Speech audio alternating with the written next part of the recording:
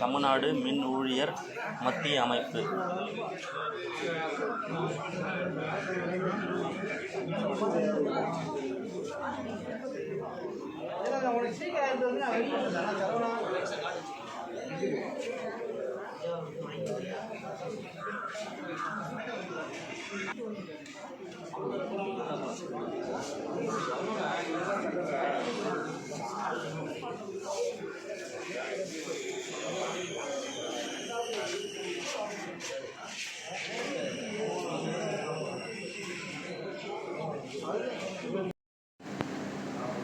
தமிழ்நாடு மின்சார வாரியத்தில் பல்லாயிரக்கணக்கான காலி படங்கள் கடந்த 4 ஆண்டுகளாக தொடர்ந்து நிரப்பப்படாமல் இருக்கிறது. முந்தைய அதிமுக ஆட்சியில் ஒரு 10,260 பேருக்கான ஏற்பாடுகள் என்பது செய்யப்பட்டு ஆட்சி மாற்றம் ஏற்பட்ட பின்பு திராவிட முன்னேற்ற கழக அரசு மின்சாரத்துறையில் நாங்கள் காலி பணியிடங்களை நிரப்பிடுவோம் என்று சொன்னார். கிட்டத்தட்ட 3 ஆண்டுகளாக எதுவும் செய்யாதனுடைய விளைவு கடந்த ஆண்டு நாங்கள் 9/7/2024 அன்று ஒரு காத்திருக்கும் போராட்டத்தை நடத்தி நீதிமன்றம் வரை சென்று நீதிமன்றத்தில் விரைவில் நாங்கள் அதை எடுப்போம் என்று சொல்லி கிட்டத்தட்ட 6 மாதத்திற்கு மேல் கடந்தாச்சு. இன்னைக்கு வரைக்கும் காலி பணியிடங்கள் நடக்கும். களப்பிரிவில் ஏறத்தாழ 32,000 அடிமட்ட பதவிகள் மட்டும் காலி பணியிடங்கள் இருக்கின்ற காரணத்தால் கூடுதல் பணிச்சுமையோடு ஊழியர்கள் வேலை செய்கிறாங்க. ஸோ அதனால் விபத்துக்கள் என்பது தொடர்ந்து ஏற்பட்டு கொண்டிருக்கின்றது என்பது பத்திரிகை செய்தியாக தினமும் வந்து கொண்டிருக்கிறது. அப்படி அந்த வேலையில் யாரை ஈடுபடுத்துகிறோம் அப்படின்னு பார்க்கின்ற பொழுது மின்சார வாரியத்தில் பல ஆண்டுகளாக பணிபுரிகின்ற ஒப்பந்த தொழிலாளிகள் தாங்கள் எங்காவது ஒரு நாள் நிரந்தரப்படுத்தப்படுவோம் என்ற எதிர்பார்ப்பில் இருக்காங்க. தமிழகத்தில் கஜா புயல், தானே புயல், ஒக்கி புயல், சென்னை வெள்ளம் போன்ற காலங்களிலெல்லாம் இந்த ஒப்பந்த தொழிலாளித்தையும் அதர் தென் டேஞ்சிபிள் ஸ்டாஃப் என்ற முறையில் மின்சார வாரியம் அங்கீகரித்து அவர்களுக்கான வேலையை கொடுத்து தினக்கூலி கொடுத்துச்சு. அந்த பணிகள் முடிவெடுத்ததுமே திரும்ப அவங்கள கண்டுக்காம இருக்கிறார். இப்படிப்பட்ட சூழ்நிலையில தான் நம்முடைய மின்துறை அமைச்சர்கள் கடந்த 24ஆம் தேதி மின்வாரிய தலைமை அலுவலகத்திற்கு வந்து பேசுகின்ற பொழுது ஒப்பந்த தொழிலாளி கிடையாது, அவங்கெல்லாம் கான்ட்ராக்டிட்ட வேலை செய்கிறாங்க, ஸோ நாங்கள் நிரந்தரப்படுத்த வேண்டிய அவசியம் இல்லை என்ற ஒரு அதிர்ச்சிகரமான அறிவிப்பை வெளியிட்டார். திமுக தனது தேர்தல் அறிவிப்பிலேயே பொதுத்துறை நிறுவனங்களில் பணியாற்றுகின்ற 10 ஆண்டுகளுக்கு மேல் பணியாற்றுகின்ற ஒப்பந்த ஊழியர்களை நிரந்தரம் செய்வோம் என்று வாக்குறுதி கொடுத்திருக்கு. மாண்புமிகு முதல்வர் அவர்கள் நாங்கள் எல்லா வாக்குறுதியும் நிறைவேற்றிட்டோம், இன்னும் 1-2 தான் பாக்கி இருக்குது அப்படின்னு சொல்றாரு. ஆனால் இந்த சூழல்ல இப்படியாக மின்சாரத்துறையில் இருக்கின்றவர்கள் இல்லை என்று சொல்வது அதிர்ச்சி அளிக்கிறது. ஏன்னு சொன்னா தமிழக மின்சார வாரியத்தில் ஒப்பந்த ஊழியர்களை நிரந்தரப்படுத்திய பெருமை திமுக அரசுக்கு தான் கடந்த காலங்களில் இருக்கு. கலைஞர் முதலமைச்சராக இருக்கின்ற பொழுது, ஆற்காட்டார் மின்துறை அமைச்சராக இருக்கின்ற பொழுதுதான் பலாயிரம் ஒப்பந்த ஊழியர்களை நிரந்தரப்படுத்தின வரலாறு. காலித் கமிஷனில் ஒரு 18,006, தெர்மல் நிலையங்களில் ஒரு 9,948, அதே போல 10/8/2007 ஒப்பந்தத்தின் மூலம் 21,600, அதே போல விடுபட்ட நீட் பேசிஸில் பயன்படக்கூடிய ஒரு 4,462, இப்படி சொல்லிட்டே இருக்கலாம். இதெல்லாம் அன்றைக்கு எங்களுடைய போராட்டத்தினுடைய வெளிச்சத்தில் திமுக ஆட்சியில் இருக்கின்ற பொழுது ஆற்காட்டார் அவர்கள் செஞ்சார். அன்னைக்கும் கான்ட்ராக்ட் தான் சம்பளம் கொடுத்துட்டு இருந்தாங்க, கேட்டு அக்ரிமெண்ட், சிட் அக்ரிமெண்ட் முறையில் தான் அது கொடுத்துட்டு இருந்தாங்க. ஆனால் இப்போ ஒரே வரியில தனியார் முதலாளிகள் கான்ட்ராக்ட் எடுத்திருக்காங்க அப்படின்னு சொன்னால் ஒன்றிய அரசு எந்த நிலைக்கு போகிறதோ, பொதுத்துறை நிறுவனங்கள்ல கான்ட்ராக்ட் கேஷுவல் அவுட் சோர்சிங் முறைக்கு ஆற்றலை எடுக்கின்ற மாதிரி மின்சார வாரியத்தையும் அப்படியான நிலை என்பது அரசு விரும்புகிறதா என்பது தெரியல.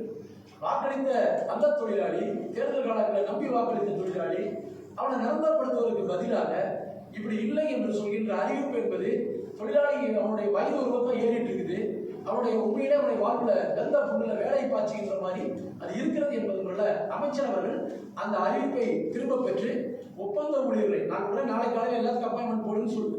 உண்மையாக கடந்த பல 10 ஆண்டுகளாக வேலை செய்யக்கூடிய ஒப்பந்த தொழிலாளிகளை வாரிய உத்தரவின் அடிப்படையில் அடையாளம் கண்டு உண்மையான ஒப்பந்த தொழிலாளர்களை மின்வாரிய நிர்வாகமே நேரடியாக எங்கிட்ட ஒப்பந்தம் போட்டிருக்காங்க 450 ரூபா அப்படிங்கிற முறை இருக்கு.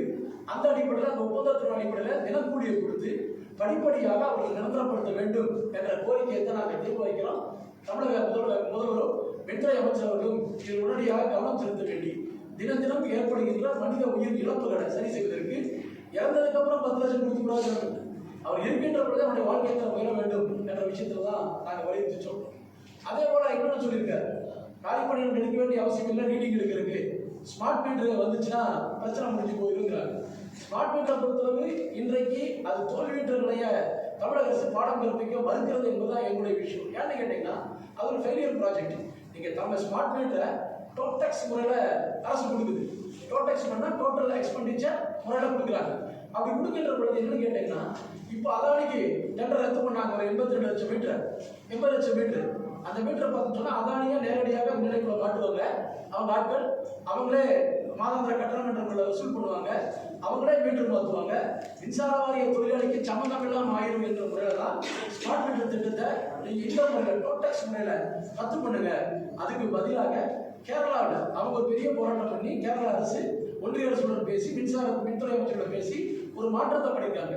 கேபிட்டல் எக்ஸ்பெண்டிச்சர் மெத்தடில் கொண்டு வந்திருக்காங்க. அதாவது ஒட்டுமொத்தமாக மீட்டரை வாங்கி கொடுத்துருங்க, நாங்கள் கேரளா மின்வாரிய ஊழியர்களே இந்த மீட்டரை மாட்டுவோம், நாங்கள் பராமரிக்கிறோம், எங்களோட எம்ஆர்ஜிவிங்கெல்லாம் இருக்கும் அப்படிங்கிற போல சொல்லியிருக்காங்க. அதை தான் தமிழகத்தில் கொடுத்துங்க நாங்கள் சொல்றோம். ஸ்மார்ட் மீட்டர் திட்டத்திற்கு எப்படின்னு கேட்டோம்னா நீங்கள் தாராளமாக கொண்டு வரலாம், தப்புன்னு கிடையாது. ஆனால் அந்த மீட்டரை மாற்றுவது, பராமரிப்பது போன்ற அனைத்து வேலைகளையும் செய்யக்கூடியவர்கள் மின்வாரிய ஊழியர்களாக இருக்க வேண்டும் என்பதுதான் எங்களுடைய விஷயம். இப்போ டெண்டர் ரத்து பண்ணதில் சொல்லக்கூடிய வார்த்தை என்னன்னு சொன்னா விலைப்புள்ளி அதிகமாக இருக்குது, அதனால ரத்து பண்ண உண்மை அதுவும் இல்லை. ஒரு மாதாந்திர கட்டணமாக அதானி கேட்டது 82 ரூபாய்க்கு டெண்டர். நான் கேட்கிறேன், விலைப்புள்ளி அதிகமாக இருக்குன்னா டெண்டர் ரிலீஸ் பண்ற நேரத்தில் விலை அதிகமாக இருக்கு என்று சொல்றது சரியில்லை. இந்த திட்டத்தோட மிகப்பெரிய மோசடியாக வரும். எப்படி சூரிய ஒளி சக்தியில் அதானியினுடைய விளையாட்டு இருக்குதோ அதே மாதிரி இந்திய நாடு முழுவதும் ஸ்மார்ட் மீட்டர் திட்டத்தின் மூலமாக மின்சாரத்தை தனியார் பயன்படுத்துகின்ற நடவடிக்கையில ஒன்றிய அரசுடைய நிர்பந்தத்திற்கு அடிபணிந்து செல்கின்ற நடவடிக்கையை தமிழக அரசு கைவிட வேண்டும் என்ற வேண்டுகோளை வைக்கிறேன். அதே மாதிரி விடுபட்ட கேங்மேன் தொழிலாளி ஒரு 5000 பேர் எடுக்கிறான்னு சொல்லி கிட்டத்தட்ட 3 வருஷம் ஆச்சு, செலக்ட் ஆகி வச்சிருக்கோம். அவங்க ஒரு 5000 பேர் உடனே எடுத்தால் கூடி இன்னைக்கு மழை காலங்களில் அரசு என்ன ஆய்வு நடத்துகிறது, கோடை காலங்களில் எப்படி மின் விநியோகத்தை சமாளிப்பது நடக்குது. நாங்கள் சொல்றோம், கோடை காலத்துல எப்படி தடையில்லாத மின்சாரத்தை கொடுக்க வேண்டும் என்று சொன்னால் மின்சார வாரிய ஊழியர்கள் இருக்கணும். அந்த முறை அதை யோசிக்கணும். அதனால உடனடியாக ரெக்ரூட்மெண்ட் ப்ராசஸ் அடிமட்ட பதவியில் வைத்தியப்படுத்த ஹெல்பர், ஒப்பந்த ஊழியர், விடுபட்ட கேங்மேன் இவங்களை எல்லாம் உடனடியாக எடுக்கணும் அப்படிங்கிற டிமாண்டை வைக்கணும். அதுக்கடுத்தது பார்த்தீங்கன்னா போன ரெசல்யூஷன் நடந்துச்சு. 1/2/2019 இருந்து 16/5/2023 வரைக்கும் ஒப்பந்தம் ஏற்பட்ட அன்றைக்கு வரைக்குமே அந்த 6% ஊதிய அந்த தொழிலாளி கொடுக்கணும். மின்சார வாரியத்தில் என்னைக்கு ஒப்பந்தம் ஏற்பட்டாலும் அந்த ஒப்பந்த காலத்திலிருந்து அந்த ஒப்பந்தம் ஏற்படுகின்ற யாரெல்லாம் பணியில் சேர்ந்தார்களோ அவர்களுக்கெல்லாம் கொடுக்கின்ற அந்த வரலாறு என்பது இருக்குது. ஸோ அதையே கொஞ்சம் கணக்கெடுத்து அதை கொடுங்க என்று நாங்கள் சொல்லியிருக்கிறோம். இது போன்ற கோரிக்கைகளை முன்வைத்து அரசு உடனடியாக கவனம் செலுத்தணும். குறிப்பாக ஸ்மார்ட் மீட்டரில் இன்னைக்கு மிகப்பெரிய ஆபத்து இருக்குது. அதே மாதிரி பல பேருக்கு இருக்கிற அச்சம் எங்களை தயவு செய்து அமைச்சர்களும் கிளியர் பண்ணலாம், தப்பு கிடையாது. மாதாந்திர கட்டணத்துக்கு எல்லாரும் கேட்கிறாங்க. ஆனால் 2 மாதத்துக்கு செலுத்தக்கூடிய கட்டணத்தை விட மாதாந்திர கட்டணம் குறையும் என்று சொல்லணும். 100 யூனிட் 50 யூனிட் 50 யூனிட் மாசத்தை கொடுப்போம் அப்படின்னு சொல்லணும். இது போன்ற தெளிவிட வேண்டிய விஷயங்கள். ஏன்னா இப்போ கீழே நாங்கள் ஃபீல்டுக்கு போகின்ற பொழுது பொதுமக்கள் கேட்கின்ற கேள்விக்கு பதில் சொல்ல முடியுது. நீங்க மாதாந்திர கட்டணம் சொல்லியிருக்காங்க அப்படின்னு சொன்னால் நான் 700 ரூபாய் 2 மாசத்துக்கு கட்டுறேன், இனிமேல் நான் எப்படி கட்டுறது, 200 250 கட்டினா போதுமா இல்ல 350 ரூபாய் கட்டினா போதுமா, அப்படி வருமா அப்படிங்கிறாங்க. ஆனால் இதே டேரிஃப் இருந்தால் தான், இப்ப இருக்கிற டேரிஃப் இருந்தால் தான் 700 ரூபாய் கட்டவங்க 350 ரூபாய் கட்ட முடியும். இல்ல அப்படி மாதாந்திர கட்டணம் என்று வந்தால் இந்த டேரிஃப் உயராது என்று தெளிவுபடுத்தும். ஆனால் 2026-27 நிதியாண்டு வரை ஒவ்வொரு ஆண்டும் ஜூலையில் மின்கட்டணத்தை உயர்த்த வேண்டும் என்று ஒழுங்குமுறை ஆணையம் சொன்ன அடிப்படையில் திமுக அரசு பதவியேற்றதிலிருந்து இந்த 5 ஆண்டுகளுக்கான ஒரே ஒரு ஆண்டு மட்டும்தான் உயர்த்தல, பாக்கி 3 ஆண்டு உயர்த்திட்டாங்க. இந்த ஆண்டு 26-27க்கான ஏற்பாடுகள் என்பது வர ஜூலை மாதம் தெரியும். மின்கட்டணத்தை உயர்த்துகின்ற பொழுது அதில் ஏற்படுகின்ற சந்தேகங்களை மின்வாரிய நிர்வாகம் தமிழக அரசு முழுமையாக பத்திரிகையில் விடணும். ஏன்னா எங்களுடைய ஊழியர்கள் கீழே சந்திக்கின்ற பொழுது இந்த பிரச்சனை எங்களுக்கு வருது, கேட்கின்ற பொழுது பதில் சொல்ல முடியாத நிலைமை என்பது ஏற்படுகிறது. எனவே தமிழக அரசும் மின்துறை அமைச்சர்களும் மின்வாரியத்தில் இருக்கின்ற ஊழியர்களுடைய பிரச்சனைக்கு முக்கியத்துவம் கொடுக்க வேண்டும் என்பது எங்களுடைய கோரிக்கை. ஒரு கால அரசு செய்யும் என்ற நம்பிக்கை இருக்குது. வருகின்ற பிப்ரவரி 7-8 எங்களுடைய தஞ்சையில செயற்குழு இருக்குது. இதுக்கு முன்ன நல்ல அறிவிப்பு வரவில்லை என்று சொன்னால் நாங்கள் இன்னைக்கு இருக்கிற பல்வேறு விஷயங்கள், மின்சார தொழிலாளியும் பழைய பென்ஷனை எதிர்பார்த்துட்டு இருக்கிறோம். 1/4/2003 பின்னாடி பணியில் சேர்ந்தவர்கள் ஓய்வு நிலைமை வந்துட்டான். எந்த எதிர்பார்ப்பும் இல்லாம துறைக்கு வளர்ச்சி செஞ்சவங்க ஓய்வு பெறுகின்ற சூழல் என்பது வருது. ஆகவே நாங்கள் செயற்படுத்த திட்டமிட வேண்டிய நிலைமை என்பது வருது. ஒரு நீண்ட நெடிய போராட்டத்திற்கு நாங்கள் தள்ளப்படுகின்ற நிலையை தமிழக அரசும் மின்வாரிய நிர்வாகம் உருவாக்குகிறது என்ற விஷயத்தை பத்திரிகையாளர் மத்தியில் சொல்ல வேண்டிய அவசியம் ஏற்பட்டிருக்கிறதால் இன்றைக்கு உங்கள் மூலமாக இந்த தகவலை தமிழக அரசுடைய கவனத்திற்கு கொண்டு செல்ல வேண்டும் என்ற வேண்டுகோளை உங்கள் முன்னால் வைக்கிறேன். அதாவது மெயினான விஷயம் பார்த்தீங்கன்னா விபத்து தான். விபத்தினுடைய தன்மை எப்படி வருதுன்னா, இப்போ திருச்சியில் ஏற்பட்ட விபத்து, மேட்டூரில் ஏற்பட்ட விபத்து எல்லாமே நிரந்தர தொழிலாளி செய்கின்ற வேலை. அங்கே இல்லாதனால ஒவ்வொரு தொழிலாளி வேலை செய்கின்ற பொழுது அனுதினம் விபத்து ஏற்பட்டு புதிதாக வந்த கேங்கான கிட்டத்தட்ட 82 பேர் இறந்து போயிருக்கான். ஒப்பந்த தொழிலாளி நாங்கள் சொல்ல வாரியம் கொடுத்த பட்டியல் இருக்குது. கிட்டத்தட்ட ஒவ்வொரு ஆண்டும் 200க்கும் மேற்பட்டவர்கள் இறந்து போவதும் 100க்கும் மேற்பட்டவர்கள் அங்கங்கள் ஊனமுடைய நிகழ்வும் ஏற்படுகிறதுனால தான் இந்த அடிமட்ட களப்பிரிவுள்ள காலி பணியிடங்களை நிரப்பட வேண்டும் என்ற அந்த கோரிக்கை நாங்கள் வலுவாக முன்வைக்கிறோம். அவர்களுக்கு குறைந்தபட்சம் ஏதாவது அவருடைய குடும்பங்களுக்கு நிவாரணங்களாக தாக்கப்படுது. இப்போ அரசு வைத்திருக்கிறது மின்வாரி விபத்தில் இறந்தான்னு சொன்னால் 5 லட்சம் இருந்து 10 லட்சமாக கொடுக்கலாம். தொகை என்பது பிரச்சனை இல்லை எங்களை பொறுத்தவரை. நீங்கள் அவன் உண்மையான மின்சார வாரிய தொழிலாளி அங்கீகரிச்சுன்னு சொன்னால் அந்த இறந்தவன குடும்பத்துக்கு அவனுக்கு கிடைக்க வேண்டிய கிராஜுவிட்டி மற்ற சலுகை கொடுக்க முடியும். அதே மாதிரி அந்த குடும்பத்தில் ஒருத்தருக்கு வேலை வாய்ப்புகள் என்பது கிடைக்கும். பொருளாதார ரீதியாக அந்த குடும்பத்தை மேம்படுத்த முடியுங்கிறது எங்களோட டிமாண்ட். ஸோ ஒப்பந்த தொழில் இறந்தனா காம்பன்சேஷன் 5 லட்சம் 10 லட்சம் கொடுக்குறது அந்த உயிருக்கான விலையாகத்தான் பார்க்க முடிய அந்த குடும்பத்துடைய வருமானம் என்பது நிரந்தர வருமானம் இல்லாத போது அந்த குடும்பம் மிகப்பெரிய சிக்கலை சந்திக்கிறது தான் எங்களுடைய கருத்து. சார், தஞ்சாவூர்ல என்ன டிஸ்கஷன் ஆகும், என்ன மாதிரி முடிவுகள் வரும்? கண்டிப்பாக சார். இப்போ எங்களுக்கு டெய்லி தொழிலாளி இறந்து போயிட்டு இருக்கோம். கிட்டத்தட்ட ஹெல்பர் போஸ்ட்ல 23,000 ஹெல்பர் போஸ்ட் கார்டு, 6,000 கம்பியாளர் போஸ்ட் கார்டு. இவங்க 2 பேர் தான் நுகர்வோரோட நெருங்கிய தொடர்பு வைத்திருக்கிறவர்கள் ஒன்று.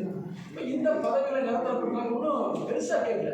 29,000 நாளை காலையில் உத்தரவு போட்டு அங்கே வரைக்கும் கேட்கவே கிடையாது.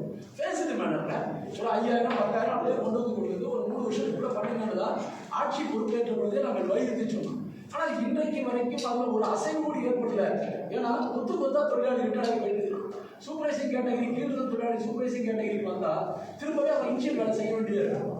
அவர் அசல் எடுக்கிற புது டெக்னிக் கண்டுபிடிக்கிறாங்க. ரீடிப்ளாய்மெண்ட், டிஸ்கன்யூ, அவுட் சோர்சிங், ரைட் சைசிங், இந்த வார்த்தைகளெல்லாம் கண்டுபிடிச்சி இந்த போஸ்டுகளை காலி பண்ணுறாங்க. இதுக்கு எதிராக நாங்கள் தொடர்ந்து போராடிட்டு இருக்கோம். நாங்கள் போராடுறதுனால இன்னைக்கு நீங்கள் நினைக்கிற மாதிரி எல்லா இடத்துலையும் அவங்களால விட முடியும்.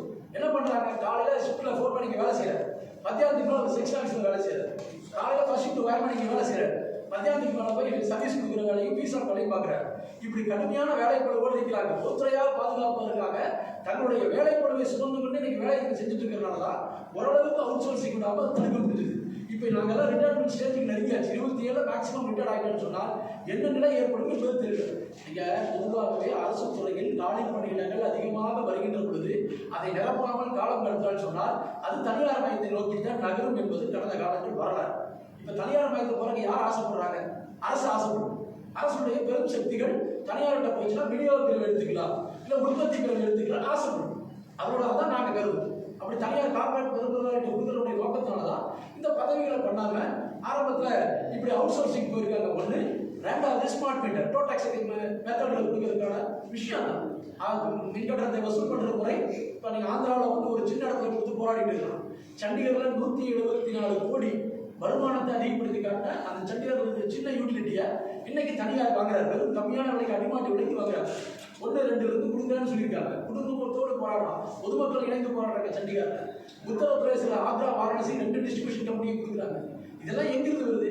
தனியாரை மின்துறையில் ஈடுபடுத்துவதன் மூலம் கொள்ளை லாபம் சம்பாதிக்கலாம் என்ற கான்செப்ட் இருக்கு. அப்படி தனியார் நிர்பந்திக்கிறதுனால தான் அரசுடைய திட்டங்களுக்கு ஒன்றிய அரசு நிதி ஒதுக்கீடு செய்யுது. மாநில அரசு அதை பற்றி கவலைப்பட்டு இது ஒரு பெரிய விஷயம், எங்களை இணைத்துக் கொண்டு மாநில அரசு இந்த விஷயத்தை கையெழுத்து போராடிச்சுன்னு சொன்னால் நிச்சயமாக ஒன்றிய அரசு நாம் அடிமணி வைக்க முடியும், நிதிகளை பெற முடியும் என்பதுதான் எங்களுடைய வேண்டுகோள். சார், திரும்பி நீங்கள் போராட்டம் பண்ணும்போது அனைத்து தொழிற்சங்கத்தையும் இணைச்சு போராடுவீங்களா, இல்லை நீங்கள் சிஐடி மட்டும் போராட்டம் பண்ணுவீங்களா? மின்துறையை பாதுகாக்க வேண்டும் என்ற வேண்டுகோள் வருகின்ற பொழுது, ஊழியருடைய பிரச்சனை என்று வருகின்ற பொழுது மின்சார வாரியத்தில் பணியாற்றுகின்ற அத்துணை சங்கங்களும் அழைப்படுவோம். வாய்ப்பு இருக்கிறோம், கலந்து கொள்ளட்டும். ஆனால் ஒன்றை மட்டும் உறுதியாக சொல்ல முடியும், இன்றைக்கு மின்சார வாரியத்தில் இருக்கக்கூடிய அத்துணை பணியாளர்களும் கடும் கோபத்தில் இருக்காங்க. யார் மணி கட்டுவாங்கன்னு பார்த்துட்டு இருக்காங்க. ஒரு நீடித்த போராட்டம் என்றால் மின்சார வாரியத்தில் கீழே வேலை செய்யக்கூடிய ஒப்பந்த தொழிலாளர்களுக்கு மேற்பார்வை பொறியாளர், தலைமை பொறியாளர் வரைக்கும் ஒன்றிணைகின்ற கடந்த காலங்களில் ஒன்றிணைத்த மாதிரி நிச்சயமாக தெருவில் இறங்கக்கூடிய நிலை உருவாகும் என்பதை நான் உறுதியாக சொல்ல முடியும்.